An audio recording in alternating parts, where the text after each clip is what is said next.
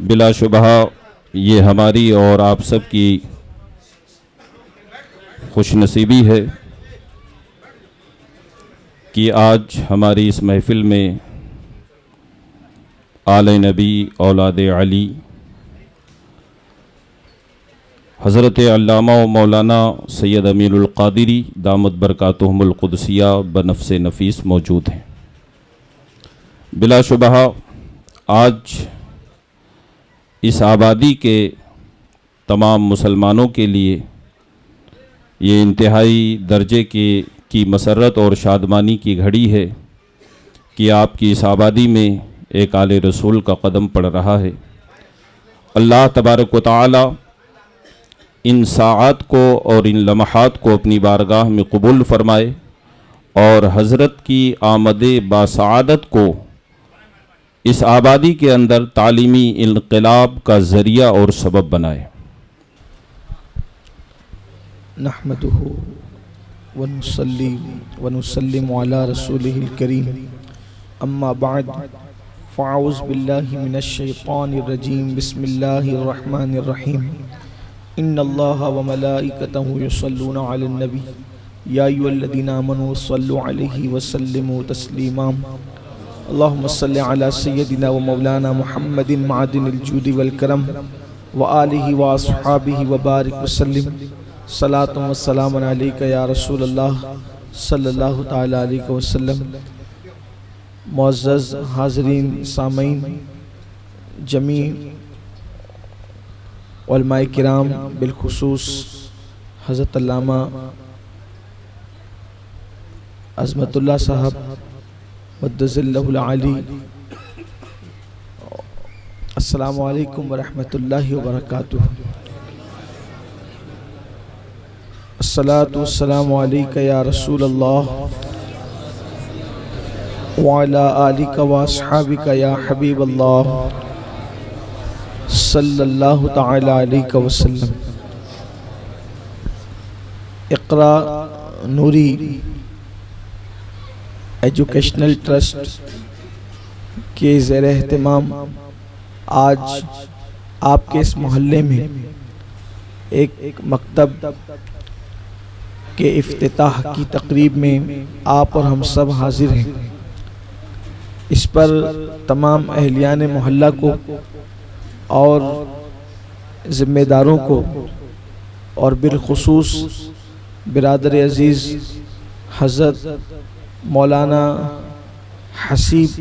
Saadi صاحب کو مبارکباد پیش کی جاتی ہے اور دعا کی جاتی ہے کہ اللہ تبارک و تعالی اس مدرسے کو دن 11ویں رات 12ویں ترقی عطا فرمائیں، اور آپ سب سے یہ گزارش کی جاتی ہے کہ آپ اس مدرسے میں اپنے بچوں کو اور اگر بچیوں کے لیے بھی انتظام ہو تو اس میں بھیجیں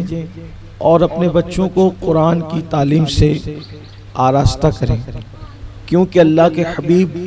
صلی اللہ علیہ وآلہ وسلم نے ارشاد فرمایا اپنے بچوں کو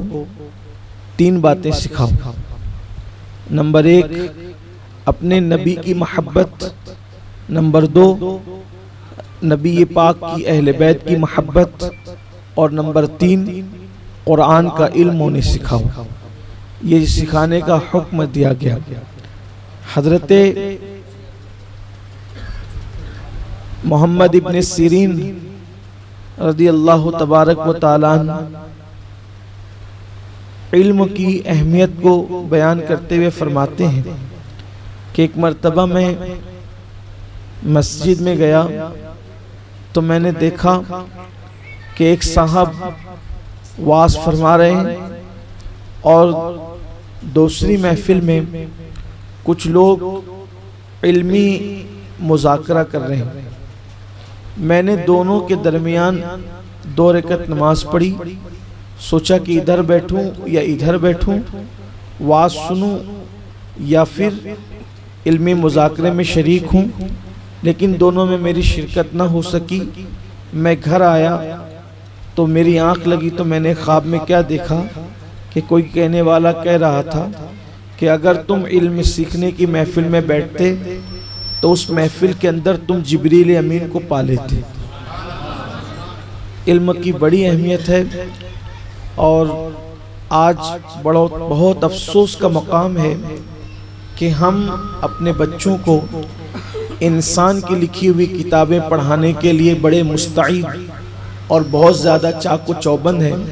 اور اس کے لیے ہم لاکھوں روپے خرچ کرتے ہیں۔ کرنا بھی چاہیے، اس کی کوئی مخالفت نہیں،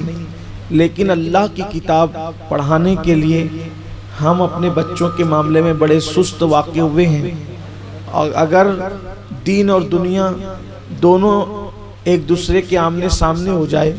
تو ہم دنیا کو فوقیت دیتے ہیں، دین کو فوقیت نہیں دیتے۔ یہی ہماری ذلت و رسوائی کا سبب ہے۔ سیدنا ابو بکر صدیق رضی اللہ تبارک و تعالیٰ عنہ سے کسی نے پوچھا کہ آپ کی ترقی کا راز کیا ہے؟ اب صدیق اکبر وہ ہستی ہیں جن کو عرش سے سلام آتا ہو۔ صدیق اکبر وہ ہستی ہے کہ انبیاء کے بعد روئے زمین پر سب سے افضل اللہ نے اگر کسی کو بنایا ہے تو وہ سیدنا ابو بکر صدیق رضی اللہ تعالیٰ عنہ کو بنایا ہے۔ وہ صدیق اکبر کہ پوری کائنات کے انسانوں کا ایمان ایک پلڑے میں رکھا جائے اور سیدنا صدیق اکبر کا ایمان ایک پلڑے میں رکھا جائے تو سبوں کے ایمان پر صدیق اکبر کا ایمان وزنی اور بھاری ہوگا۔ حدیث پاک میں اس مضمون کی طرف اشارہ ملتا ہے۔ لیکن اس صدیق اکبر سے کوئی پوچھتا ہے کہ آپ کی ترقی اور کامیابی کا راز کیا ہے؟ تو صدیق اکبر نے فرمایا، جب کبھی بھی میرا اپنا ذاتی کام آیا اور کبھی دین کا کام آیا اور دونوں آمنے سامنے ہوئے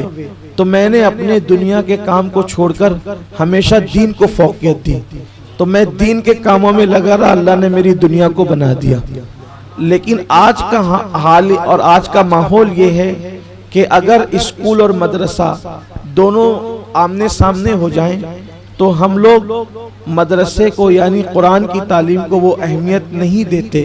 جو اہمیت ہم عصری علوم کو دیتے ہیں۔ ہم اس کی قطعاً مخالفت نہیں کرتے، بلکہ الحمدللہ سنی دعوت اسلامی تو انگلش میڈیم ادارے بھی قائم کر رہی ہے، آپ کے شہر میں خود بھی موجود ہیں۔ لیکن ہمیں قرآن اپنے بچوں کو پڑھانا چاہیے، اور قرآن بھی ایسا پڑھنا یا پڑھانا اپنے بچوں کو سکھانا چاہیے کہ جیسا قرآن کا حق ہے، کیونکہ حدیث پاک میں یہ بھی آیا ہے کہ بعض قرآن کی تلاوت کرنے والوں پر قرآن خود لعنت کرتا ہے۔ یہ وہ لوگ ہیں جو قرآن کا حق ادا نہیں کرتے، قرآن کو صحیح طور پر نہیں پڑھتے۔ تو اس لیے ہمیں اپنے بچوں کو صحیح طور پر قرآن مقدس پڑھانے کے لیے ایسے اداروں میں بھیجنا چاہیے، لیکن یہ بھی ساتھ ساتھ ہمیں خیال کرنا چاہیے کہ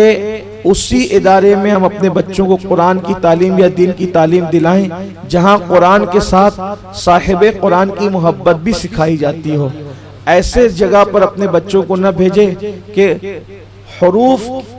کی ندرت اور حروف کا تلفظ تو آپ کے بچوں کو اچھا سکھایا جا رہا ہے، لیکن رسول اللہ صلی اللہ علیہ وآلہ وسلم کی محبت دلوں میں مشکوک کی جا رہی ہے، تو ایسی جگہ بھیجنے سے ایمان کو بھی خطرہ ہے۔ حضرت سیدنا